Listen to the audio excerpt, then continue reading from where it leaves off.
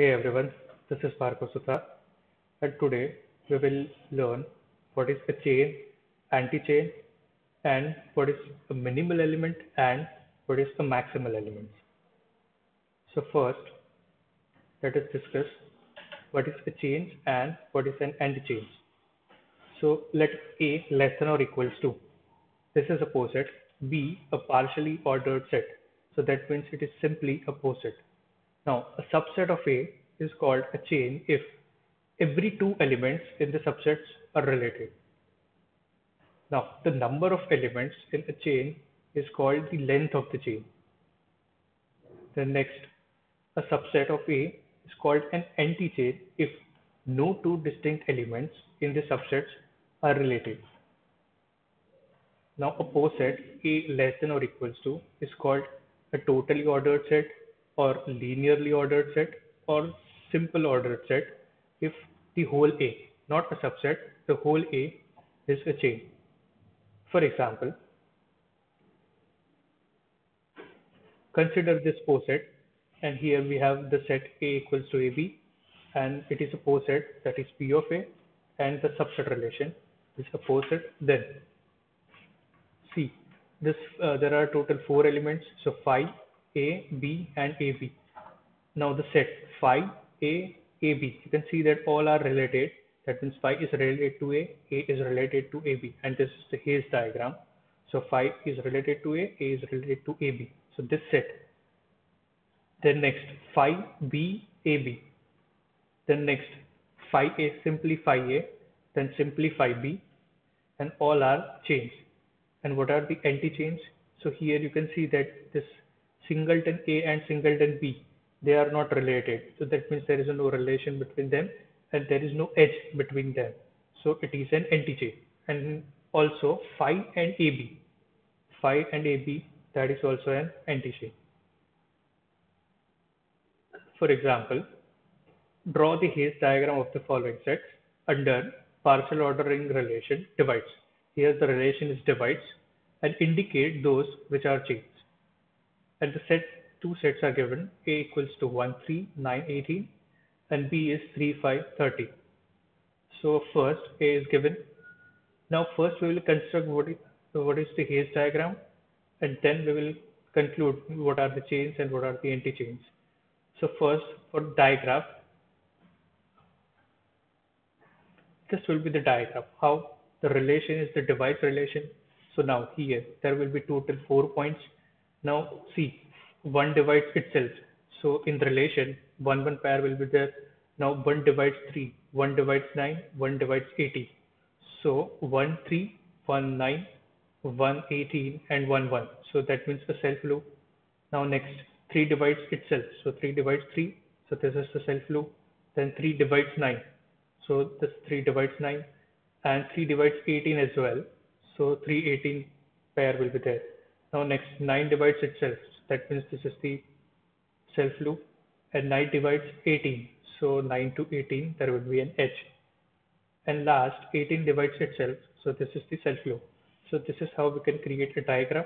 Now to construct a Hayes diagram, the first step is we will remove loops. So this loops will be removed. So this will be the diagram. Then next step, remove the transitive edge. Remove the transitive edge. You can see that which are the edges are transitive. See, 1 is related to 3 and 3 is related to 18. So that means 1 is related to 18. So 118 will not be there. And same manner, 1 is related to 9 and 9 is related to 18. So that means 118 that won't be there. So after removing the transitive edges, we'll get 1 3, 3 9, 9 18. And in simpler way, the Hayes diagram will be like this, the straight line. That is 1 3, 9 18 in the upward direction. So this poset is chain because you can see that every two elements are related to each other. So hence it is a totally ordered or linearly ordered set as well. Now let us consider the second set, B equals to 3 5 30, and the relation is same, that is the divides relation. Now what will be the relation? That will be 3 divides itself. So 3 3 3 does not divide 5, so that pair won't be there. Now 3 divides 30, so 330. Next 5 divides itself, 5 divides 30, and last 30 divides 30. So in the relation there will be total 5 ordered pairs. Now first, what will be the diagram of this? Since there are 3 elements, so there will be 3 points.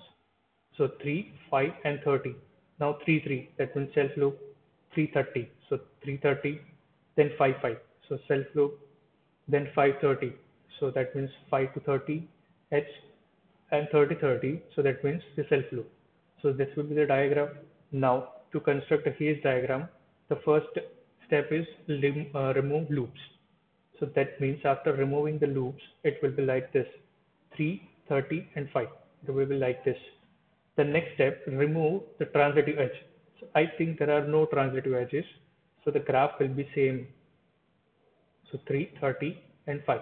And last step, in simpler manner, the Hayes diagram will be like this: 5, 30 and 3.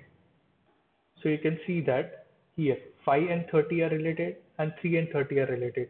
So that means the pair 530 and 330, they are chains. And what are the anti-chains?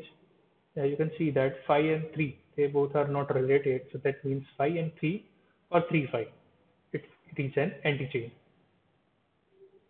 Now let us discuss what is maximal and minimal elements. So let capital A be a non-empty set, and let less than or equals to be a partial order relation on the given set A. And this in notation form, let this A less than or equals to be a poset, that means partial ordered set. Now an element small a belongs to the given set is called a maximal element of A. If there is no element, for example C, in A such that A is less than C. Again, I'm repeating, an element A belongs to A is called a maximal element of A. If we cannot find it, that means if no element C in A such that A is less than C. And in same way, for minimal element, an element B belongs to A is called a minimal element of A. If there is no element C in A such that the C is less than B. Now let us take example. Now you can see that here there are total 6 vertices, that means A1, A2, A3 and B1, B2, B3. So just by looking at what are the maximal elements, it is clear that A1, A2 and A3, they are maximal elements, and above all these 3 points there are no other points. And in same manner, what are the minimal elements? So B1, B2 and B3, they are minimal elements, and below these points there are no points. So that means this is the minimal element, and A1, A2 and A3, they are the maximal elements. Let's take another example. You can see that how many points are there. I think there are 7 points. Now first, just by looking at the figure, what are the minimal elements? So yes, you are right. F and G, this both points, they are maximal elements. And next, what are the minimal elements? And why they are maximal elements? Because above F and G, we have no points. So that means they are maximal. And for minimal elements, how many points will be in minimal elements? So that will be A, B and C, because below A, B, C there are no points. So that means they are the minimal elements, and that is A, B and C. So thank you. In next lecture, we will discuss what is GLB. That means first we'll discuss what is the greatest bound and what is the lowest bound. And after that, we will discuss what is the GLB, that means greatest lower bound, and LUB, that is the least upper bound.